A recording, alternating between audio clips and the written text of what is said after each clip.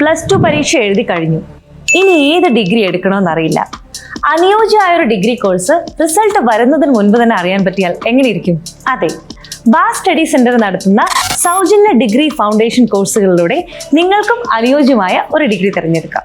നിങ്ങളുടെ അഭിരുചി ഒരു ആപ്റ്റിറ്റ്യൂഡ് ടെസ്റ്റിലൂടെ കണ്ടെത്തി എല്ലാ ഡിഗ്രി കോഴ്സുകളെ കുറിച്ചും കൂടുതൽ അറിഞ്ഞും നിങ്ങളുടെ കൺഫ്യൂഷൻ തീർക്കാം. അപ്പൊ സമയം കളയണ്ട, ഇപ്പൊ തന്നെ ഡിഗ്രി ഫൗണ്ടേഷൻ സൗജന്യ ക്ലാസ്സുകളിലേക്ക് ജോയിൻ ചെയ്യും. ഹായ് എവരിവൺ, ബാസ് ഡിസ്റ്റൻസ് ഡിഗ്രിയുടെ മറ്റൊരു വീഡിയോയിലോട്ട് സ്വാഗതം. അപ്പോൾ ഇന്നത്തെ വീഡിയോയിൽ നമ്മൾ ഡിസ്കസ് ചെയ്യാൻ പോകുന്നത് ശ്രീനാരായണ ഗുരു ഓപ്പൺ യൂണിവേഴ്സിറ്റിയുടെ സെമസ്റ്റർ വൈസ് എക്സാംസും കാര്യങ്ങളൊക്കെ വരാറായിട്ടുണ്ട്. അപ്പോൾ അപ്ഡേഷൻ ഡേറ്റ് വരാറായിട്ടുണ്ടോ, എക്സാമിന്റെ അപ്ഡേഷൻസും കാര്യങ്ങളൊക്കെ വരാറായോ, അല്ലെങ്കിൽ ഡേറ്റ് വരാറായിട്ടുണ്ടോ എന്നുള്ളത് പലർക്കും വരുന്ന സംശയങ്ങളാണ്. അപ്പോൾ ഇത്തരത്തിലുള്ള സംശയങ്ങൾ, നിങ്ങളുടെ സംശയങ്ങൾക്ക് ഉത്തരവുമായിട്ടാണ് ഇന്നത്തെ വീഡിയോയിൽ വന്നിരിക്കുന്നത്. അപ്പോൾ ഡീറ്റെയിൽ വീഡിയോയിലോട്ട് പോവാം.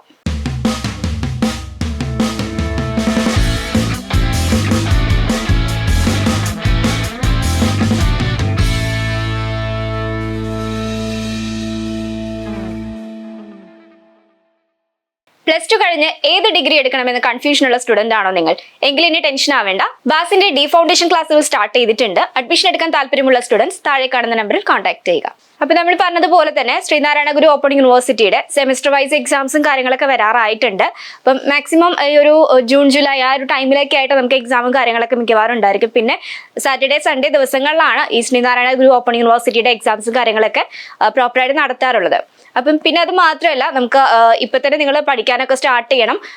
റിവിഷനും കാര്യങ്ങളൊക്കെ സ്റ്റാർട്ട് ചെയ്തിട്ടുണ്ടായിരിക്കും എന്നറിയാം. അപ്പം അതുപോലെ തന്നെ നമുക്കിപ്പോൾ മോഡൽ എക്സാമും കാര്യങ്ങളൊക്കെ അറ്റൻഡ് ചെയ്തെങ്കിൽ മാത്രമേ നമുക്ക് ആ ഒരു മെയിൻ എക്സാമിന് വേണ്ടി പ്രിപ്പയർ ചെയ്യാൻ വേണ്ടി സാധിക്കുള്ളൂ.